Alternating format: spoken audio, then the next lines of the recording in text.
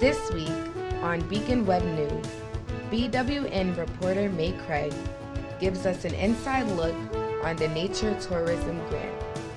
And Robert Wehry gives us all things entertainment. The major movie coming out this weekend at the North Adams Movieplex is The Invisible Man. BWN reporter Sym Kehr gives us a look into the first Lavender fundraiser. That's all coming up next on Beacon Web News.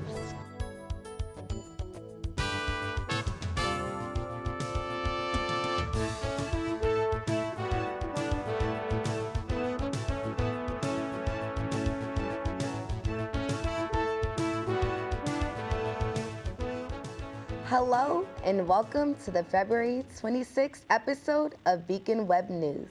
I'm Antoinette Webster. IGE's movie night will be playing Les Bomb, a movie about a young woman who wants to come out to her family over Thanksgiving. But things get complicated when her mailroom mate shows up. This event will be on Friday, February 28th from 7 to 9 p.m. in Sullivan Lounge. Free pizza and drinks will be provided. Want to play and pet with baby animals, ranging from kittens to puppies to rabbits and chickens to de-stress for midterms? SAC will be hosting its annual Barn Babies event Saturday, February 29th. We'll have more coverage on this event next week. Attention seniors, the deadline to apply for graduation may have already passed, but MCLA is offering an extension. You must register by March 2nd. This will be your last opportunity to apply for graduation. Email Natalie Burfield at mcla.edu if you have any questions. It's concert season in Berkshire County, and on this week's episode of Wehry Weekly Entertainment News, Robert Wehry will be discussing all musicians performing throughout the week. Over to you, Robert. Thanks, Antoinette. Welcome to this week's episode of Wehry Weekly Entertainment News. There will be many live events happening throughout Berkshire County this week. It's a very popular time for concerts and other performances. First, singer Sam Evian will be performing at Mass Mocha this weekend. Sam Evian is a Brooklyn-based indie pop singer. He is known for his 60s throwback sounds and fun live performances along with his band. His latest work, You Forever, was released in 2018. Sam Evian will be performing at Club B10 on Saturday, February 29th. The concert is scheduled to begin at 8 p.m. Student tickets for the event cost $15. Visit massmocha.org to purchase your tickets. Next, choreographer Jody Sperling will be presenting a dance performance at the Clark Art Museum. Jody is a student of Lois Fuller, a famed modern dance pioneer. Both Sperling and Fuller use fabric, motion, and light to create a unique art form. The Jody Sperling dance performance will be taking place on Sunday, March 1st at the Clark Art Museum Auditorium from 1 p.m. to 2 p.m. Student tickets to all Clark Art Museum events are free with a valid ID. Singer Samantha Farrell will be performing at the Hilo Club in North Adams. Samantha is a Boston-based singer-songwriter who combines folk lyrics, jazz vocals, and pop styles to create her sound. Several of her songs have been featured on TV shows, and her most recent album, September Sun, came out in 2016. Samantha Farrell will be performing on Saturday, February 29th. The concert is scheduled to begin at 8 p.m. Tickets for the concert cost $12 in advance and $15 at the door. To purchase your tickets, visit hilonorthadams.com. Finally, the major movie coming out this weekend at the North Adams Movieplex is The Invisible Man.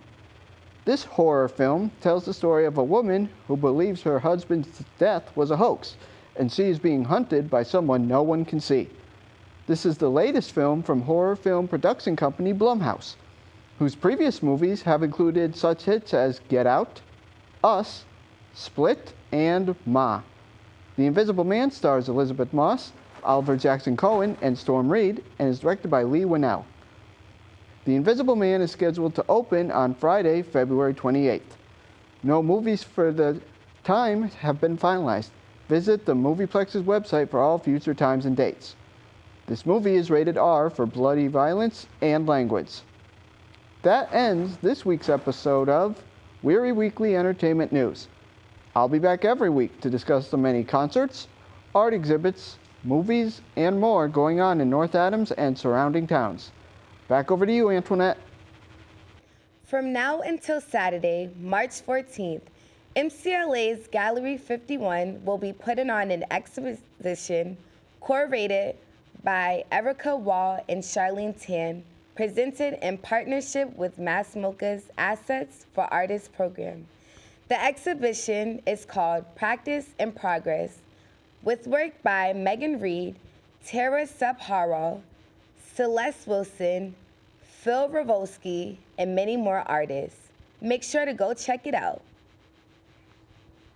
The Identity, Gender Equality, and Resource Center will be hosting Zero Discrimination Day. They will be tabling in the Campus Center Marketplace from 11 a.m. to 2 p.m. on Monday, March 2nd. Stop by to learn about Zero Discrimination Day and how you can make the world a safer place for others. MCLA's Alumni Association is hosting its first ever Lavender Fund. The goal was to raise $2,500, and they already have more than double that. Reporter Sym Kehr has more on this story. The Lavender Fund is the first of its kind here at MCLA. This alumni-driven fundraiser will help LGBTQIA+ initiatives that are already here on campus. There were some alum who identified as part of the LGBT community, wanted to be able to give back to the institution, and originally they wanted to think about a scholarship, which takes a little bit more time to work on. And I had worked at a previous institution that had a fund for LGBT student life that students could use for conferences, for speakers, and things like that. So I suggested it, and they loved that idea, and they thought, wow, this could be really something that LGBT alum who are really passionate about these issues would be able to give. So originally when we first came up with the idea for this Lavender Fund, we had set a goal of $2,500. We didn't really know what the response was going to be from the alumni body, but it was amazing. Within the first 9 hours, we were able to blow through that goal. So we set a second goal to see if we could do $3,500. We blew through that goal in another 3 days. So now at this point, when you and I are sitting down, we're looking at almost $6,000 collected in about 14 days. The plans for the money are to bring LGBTQIA+ community speakers to campus, send students to conferences, and sponsor student trips to historic and influential locations associated with the LGBTQIA+ civil rights movements. I am hoping that it will benefit students as a whole. I know that we do have LGBT student groups, but I also know that not all students who identify as part of the community are part of those clubs and organizations. So the last date is going to be February 28th at 11:59 p.m. And so at this point, we already have over 100 donors. We've raised nearly $6,000, and we actually do have a donor who said that she will contribute an extra $500 if we reach that $6,000 level. So, it's a really good carrot to try and reach 6,000. If you would like to help donate to this cause, go to crowdfund.mcla.edu/projects/18932. For Beacon Web News, I'm Sym Kehr. The Identity and Gender Equality Resource Center will be hosting a Safe Zone workshop on March 5th from 3 p.m. to 5 p.m. in Murdoch 218. All are welcome to come and learn about the LGBTQIA+ community. MCLA's Theater will be presenting its annual spring production of Top Dog/Underdog by Suzanne Laurie Parks. The play centers on the adult lives of two brothers who are trying to cope with the challenges of racism, work, and poverty. The first show will start on Friday, March 6th from 8 to 10 p.m. in Venable Theater. Tickets can be purchased at MCLAticketleap.com. MCLA's next Accepted Student Day will be taking place on Saturday, March 7th. Club members are encouraged to help run the mini tables for the students. This will be an all-day event. Come help show prospective students why they should come to MCLA. MCLA student-run literary journal, Spires, is now accepting spring open submissions. Submissions will be reviewed anonymously and considered for the publication in the 2020 journal. Submit as a Word document at spires@mcla.edu. Make sure it comes before the March 8th deadline. MCLA is hosting a No Stress Network event. MCLA students are invited to join staff and MCLA alumni for an interactive night of practice, networking to build the skills needed to promote professional relationships. No Stress Networking will be taking place on Wednesday, March 11th from 5:30 to 7 o'clock p.m. To register, visit alumni.mcla.edu. A steep decline in retention of ELENA students last year was an important issue discussed last week, and Beacon senior news editor Brian Rhodes gives us more details on the meeting. Hi, I'm Brian Rhodes. MCLA's Board of Trustees Student Affairs Committee discussed some worrying trends in retention data among Alana students and other campus matters at their meeting on February 20th. Almost 54% of first-year students of color, a 15% decrease in retention from last year, returned for the fall 2019 semester, according to the 2019-2020 MCLA Factbook. In previous years, retention of Alana students was closer to the overall retention percentage of MCLA's first-year students. In fall 18, the difference was only 1%, and in fall 17, they were the same. Among African American students, one of the largest minority groups on campus, 50% did not return, according to President Jamie Burge. Burge called the retention data disconcerting, but noted that in previous years, MCLA's African American students have outperformed their first-year MCLA peers in retention. The retention data was part of a larger discussion at the meeting about improving MCLA's first-year experiences with an initiative called Kickoff to College. Kickoff to College seeks to involve new students in the campus, says Vice President of Student Affairs Catherine Holbrook and Dean of Enrollment Management and Community Relations Gina Puck. Improvements are based on feedback from the Student Satisfactory Index and retention data.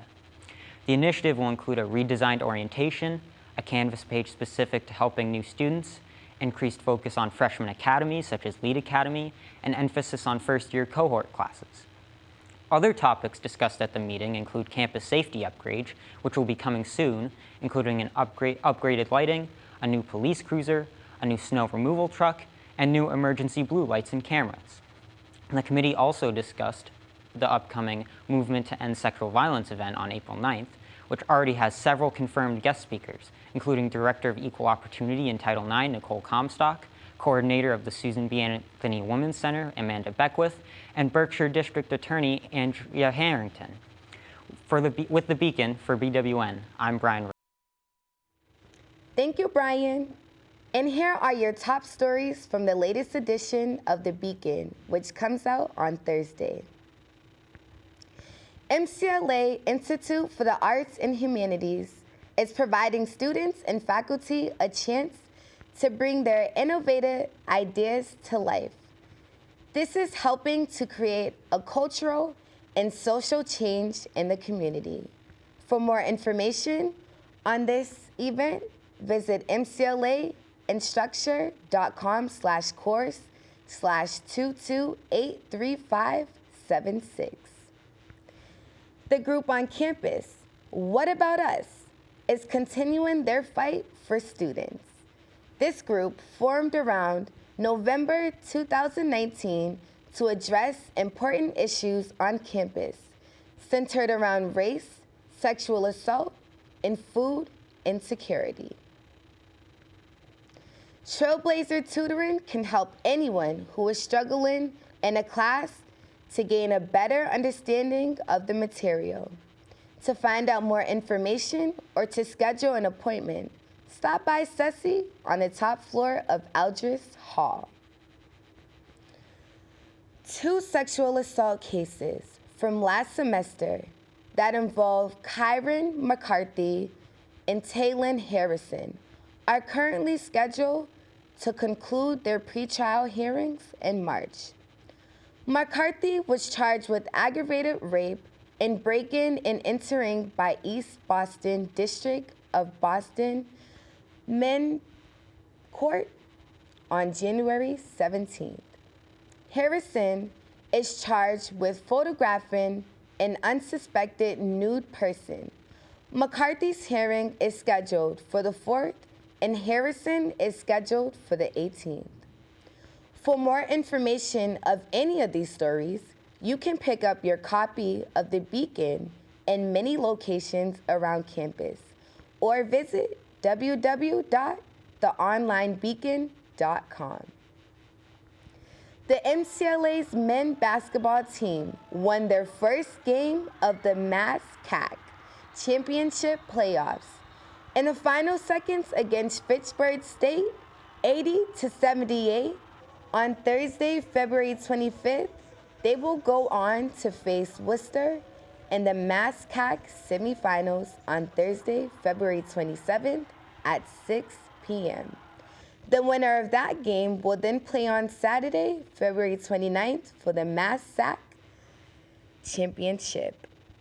The start of the spring sport season is quickly approaching. MCLA's baseball will be kicking off its season with a weekend full of games. The team will have a double-header against SUNY Cobleskill on Saturday, February 29th at 1 p.m. and 3:30 p.m. located at Baseball Haven in Yaphank, New York. Women's lacrosse will be starting their season with an away game against Mitchell College on March 14th at noon. The men's lacrosse team is playing Mitchell College in the athletics complex this Saturday. Make sure you go show your support.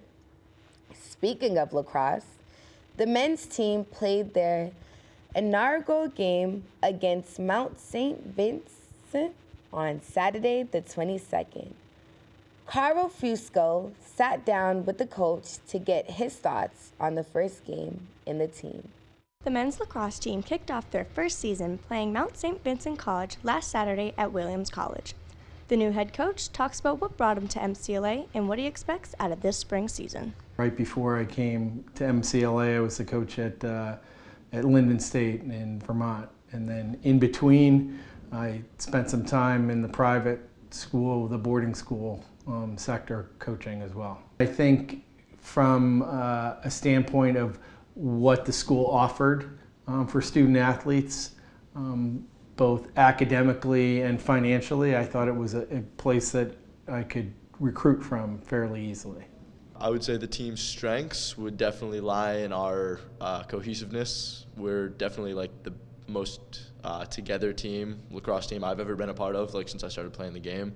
We all like enjoy spending time with each other outside of the sport, and that translates to really good chemistry on the field. So I would say that's our biggest strength. If you want to say there's a downfall, we certainly, at the collegiate level, we have about 16 players on the team, which is probably about 10 players short of what a normal roster would be. So it just puts the players in a position where everybody's playing a great deal, which at other schools might be a disadvantage here. It certainly it gets every player really involved in the game.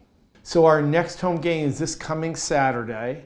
We're playing at Mitchell College. We'll be coming here. It's a 2 o'clock game. I guess I would just encourage everybody on campus, faculty, students alike, to be able to come out. Just get the opportunity, if you haven't, to be able to see what lacrosse is really like. It's, I believe it's a game it's fun to watch even if you don't really know all the rules because it moves really quickly. There's usually a good amount of scoring and there's contact, so it's easy to be able to get wrapped up into the game as a spectator. It's a springtime sport, so I always feel like lacrosse kind of brings us to a warmer time of the year, even though it's a little cool now, but it kind of brings with it everything that happens in the. On March 23rd, from 2 p.m. to 3 p.m. in Bowman Hall 218, SESI is hosting this event called Motivation, Success, and You, which will analyze the dynamics of motivation. Due to structural wear and tear inside the Hoosick Tunnel, there has been a partial wall collapse near the West Portal. Pan Am Railways is working to fix the tunnel. Trains will be rerouted till the issue can be resolved. On Sunday, a Westfield man was arrested after leading the police on a high-speed chase on narrow roads, to only then take off on foot in the woods in Kennedy Park. On February 24th, in the Berkshire District Court, he pled not guilty to the charges of operating a motor vehicle to endanger the public, resisting arrest, attempting to escape from police custody, failure to stop for a police officer, and many more charges. A pretrial hearing was set for March 23rd. In Pittsfield, 30-year-old Joshua O. Enright was accused for allegedly raping 2 women under the age of 21 in January. After providing them with alcohol, Enright has denied the 2 counts of rape and is currently being held without right to bail pending a dangerous hearing. We were unable to bring you Beacon Web News reporter May Craig's package on nature tourism. We will bring that to you next week. That's it for this week. To stay up to date with Beacon Web News, you can follow us on Facebook at facebook.com/MCLABWN. Thank you for watching, and we'll see you next week.